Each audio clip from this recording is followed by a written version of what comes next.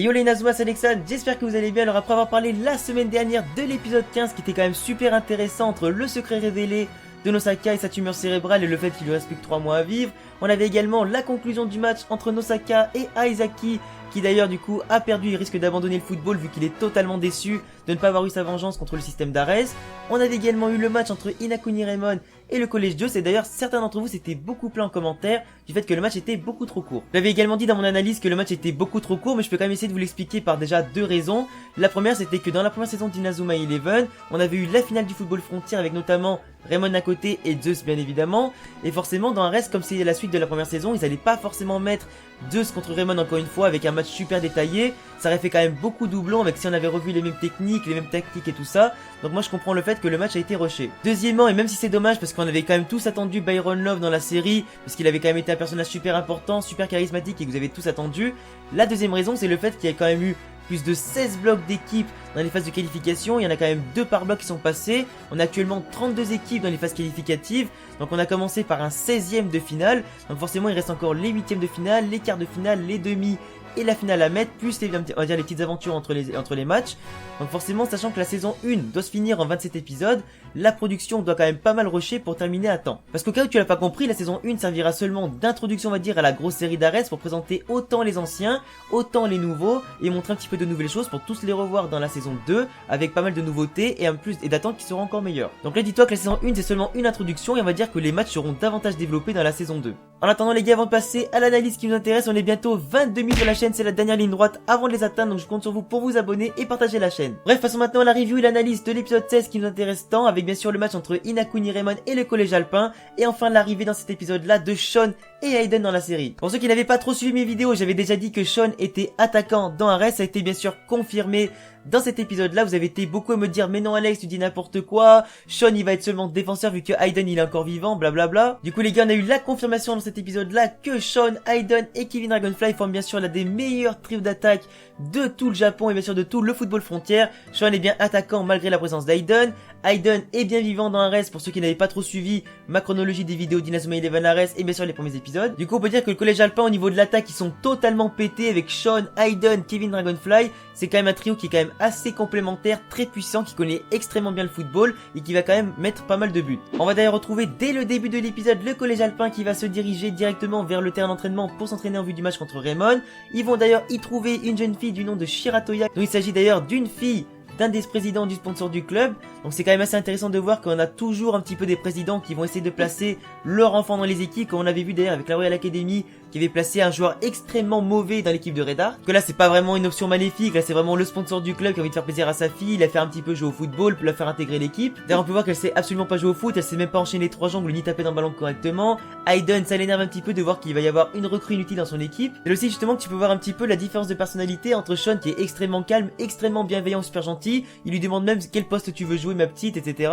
Il la traite limite comme une princesse parce que Aiden lui s'en bat les couilles, il veut juste une équipe compétitive qui va gagner. Donc on a le frère Cam et un petit peu le frère comment dire, impulsif, comme on avait vu lorsque Sean avait un petit peu ces deux personnalités différentes dans les premières saisons d'Inazuma Eleven. Par contre moi ce qui m'intrigue c'est qu'on a quand même Kevin Dragonfly qui est quand même super bienveillant avec Shiratoya. Il dit d'ailleurs que c'est une fille qui, une fois qu'elle sera rentrée dans le collectif et qu'elle sera bien en place dans l'équipe, elle pourra même faire super mal à l'adversaire et qu'elle sera hyper importante. Donc est-ce que c'est une fille qui sait vraiment pas jouer au football ou est-ce que c'est justement une fille qui cache bien son jeu et qui sera super intéressante en termes techniques et en termes tactiques? Moi personnellement je mettrais ma main coupée que quand elle va rentrer contre Inakuni Raymond dans l'épisode 17, elle risque de faire super mal et de bien déséquilibrer l'équipe adverse. D'ailleurs on voit qu'à la fin de l'épisode elle va vraiment se mettre à rentrer, Kevin Dragonfly lui fait signe que c'est son tour et elle risque quand même d'être super intéressante à découvrir dans l'épisode 17. En tout cas moi je pars du principe qu'elle est vraiment pas là pour rien, comme un petit peu le joueur qui avait été pris, donc le fils du sponsor dans la Royal Academy, qui faisait partie du plan de Red Dark et qui avait vraiment un but à la fin. On a ensuite un retour sur l'équipe d'Inakuni Raymond avec bien sûr le coach qui va donner les consignes par rapport au trio d'attaque du collège alpin qui sera très important de marquer. On a d'ailleurs pour la première fois le capitaine de Raymond qui va un petit peu porter ses couilles, se mettre un petit peu à discuter, motiver les troupes,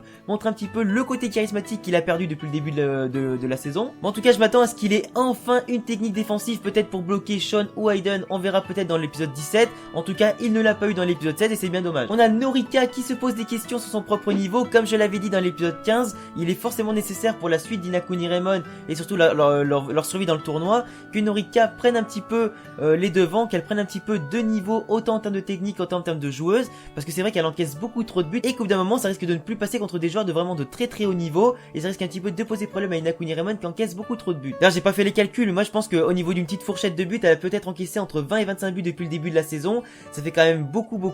Heureusement que dans son équipe il y a quand même de très bons buteurs qui arrivent à marquer 4 buts quand ils en encaissent 3 ou qui arrivent à en marquer 5 quand ils en encaissent 4, donc là faut quand même un petit peu hausser le ton, un petit peu qu'elle level up ses techniques, et c'est d'ailleurs là qu'elle va prendre un petit pari avec Asuto sur lequel sera le meilleur et lequel arrivera à battre les meilleurs joueurs adverses en premier. On la verra au cours de l'épisode justement, elle est s'entraîner la nuit, elle est même s'entraîner dans la fameuse salle d'entraînement du collège Raymond pour un petit peu prendre le level up. Donc moi je prends le pari que soit elle va améliorer ses techniques Uzumaki Zien, donc la main de tourbillon, soit elle en aura une nouvelle qui permettra à Raymond de remporter la victoire. On a d'ailleurs Asuto dans l'épisode qui va se montrer extrêmement important encore une fois, autant dans la technique, autant dans la tactique et dans le déroulement du match.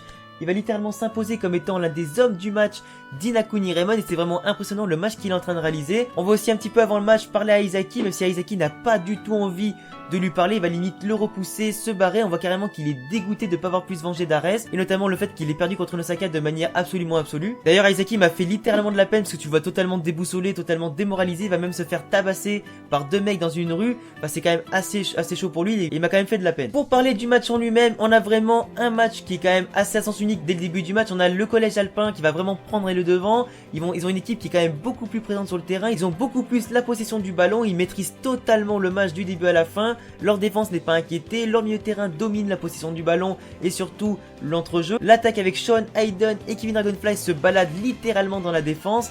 Tout le marquage d'Inakuni Raymond est totalement balayé. Les défenseurs s'engueulent entre eux parce qu'ils n'arrivent pas à prendre le marquage, ils n'arrivent pas à se placer. Dès qu'ils essaient de se placer, ils ont directement un train de retard sur les attaquants adverses. Hayden, Sean et Kevin Dragonfly n'arrêtent pas de permuter, de changer de place, de faire des appels dans le dos de la défense, entre les lignes. Les passes se multiplient, t'as pas mal de 1-2 et de dédoublements. Du coup l'équipe de Raymond est totalement perdue avec le collège alpin qui joue vraiment un beau football. Après c'est vrai que le match est un petit peu comme celui de Zeus, il est quand même assez court, même si là on aura le droit du coup à la suite dans l'épisode 17. Le match est déjà dans l'épisode 16 à quasiment son dénouement, on a déjà fait toute la première mi-temps, on a fait quasiment une bonne partie de la deuxième mi-temps.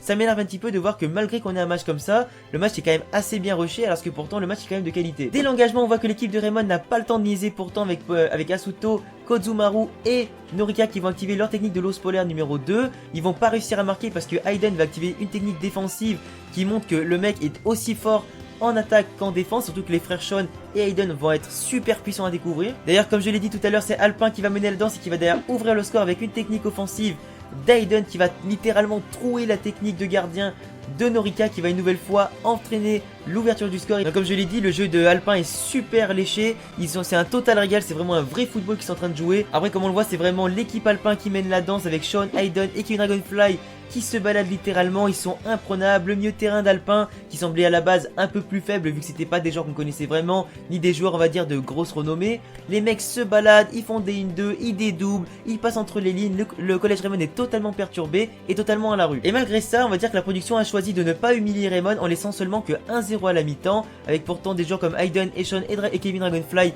qui ont fait qu'enchaîner les tirs, les dribbles et tout ça. Ils se sont totalement régalés mais n'ont pas réussi à marquer plus d'un but. Moi ce qui m'a fait rire c'est vraiment on va dire les petites embrouilles entre les défenseurs de Raymond qui disent putain mais c'était lui, c'était ton marquage, t'es plus près de lui, c'est à toi de le prendre machin.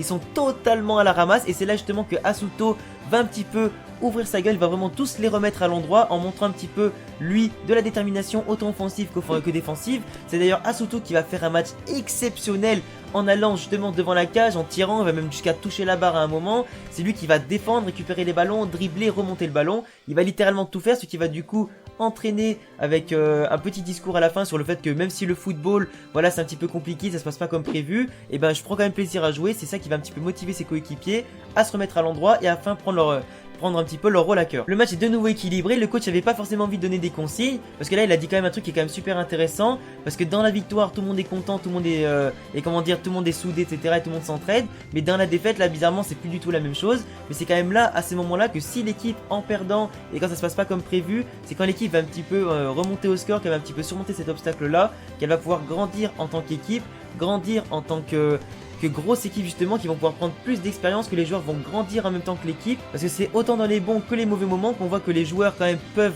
s'entraider, qui peuvent justement s'entraider, agrandir, aller de plus en plus loin et progresser tous ensemble. C'est d'ailleurs Asuto qui va récupérer le ballon, qui va entraîner l'action du but de Kozumaru. Ensuite t'as Sean et Hayden qui vont faire une super technique combinée des familles qu'on avait attendu depuis je sais pas combien d'années. Ils vont du coup mener 2 buts à 1 avec Norika qui ne pourra une nouvelle fois pas récupérer un petit peu le ballon et du coup encaisser ce deuxième but. Par contre Asuto, comme je l'ai dit depuis tout à l'heure, est exceptionnel. Le mec va récupérer le ballon dès l'engagement, se mettre à feinter, dribbler tous les joueurs de l'Alpin un petit peu comme l'avait fait Aizaki. D'ailleurs on voit que Aizaki regarde le match depuis l'extérieur et c'est justement Asuto qui a envie de lui donner goût à jouer au football en lui montrant vraiment un tout autre niveau et en lui donnant envie de se mesurer à lui de nouveau. Le mec va dribbler tous les joueurs d'Alpin, il va même te marquer, il va même te faire un petit pont avec un Rickless pour ensuite marquer un but en petit filet magnifique. Certes l'action est un peu bullshit, mais Asuto s'impose vraiment au fur et à mesure des matchs comme un joueur référence dans ce football frontière. On est donc à 2-2 avec quand même le collège alpin qui a dominé les 3 quarts du match pour l'instant. On est au milieu de la deuxième mi-temps. Asuto a su relever son équipe, il a su relever le niveau, il a su remettre à l'endroit son équipe comme si c'était lui le capitaine. D'ailleurs avec un but et une passe décisive, enfin pas une passe décisive mais c'est lui qui a mené l'action du premier but. Il s'impose quand même pour l'instant comme l'homme du match face à Sean et Hayden qui n'en démord pas. En tout cas maintenant Kevin Dragonfly a fait signe à la jeune fille Shiratoya de rentrer sur le terrain pour l'épisode 17 et à mon avis celle-là sera super intéressante à découvrir. J'espère en tout cas que dans l'épisode 17 on aura du coup une fin de match très disputée. Je pense qu'il y aura soit 4-3 soit 3-2 pour Emon en tout cas comme c'est prévu. J'attends de voir les nouvelles techniques de Sean et Hayden, peut-être encore d'autres techniques combinées, le possible level up de Norika pour arrêter les futurs tirs du collège alpin pour pouvoir remporter la victoire. Peut-être une nouvelle technique pour le capitaine, peut-être Aizaki qui va faire une prise de conscience et rejoindre le collège Raymond à partir des 8e de finale ou des quarts de finale. En tout cas les gars, c'est tout pour cette vidéo analyse et review. Vous pourrez me dire en commentaire ce que vous en avez pensé, etc. Vous pouvez me dire également ce que vous avez pensé de mon analyse, si elle est assez détaillée ou pas. On est bientôt 22 000 sur la chaîne, donc je compte sur vous pour vous abonner, me laisser un max de pouces bleus pour m'aider à référencer la chaîne un maximum et la vidéo. Tu as le lien de tous mes réseaux en description et à bientôt pour une prochaine vidéo. Ciao les gars.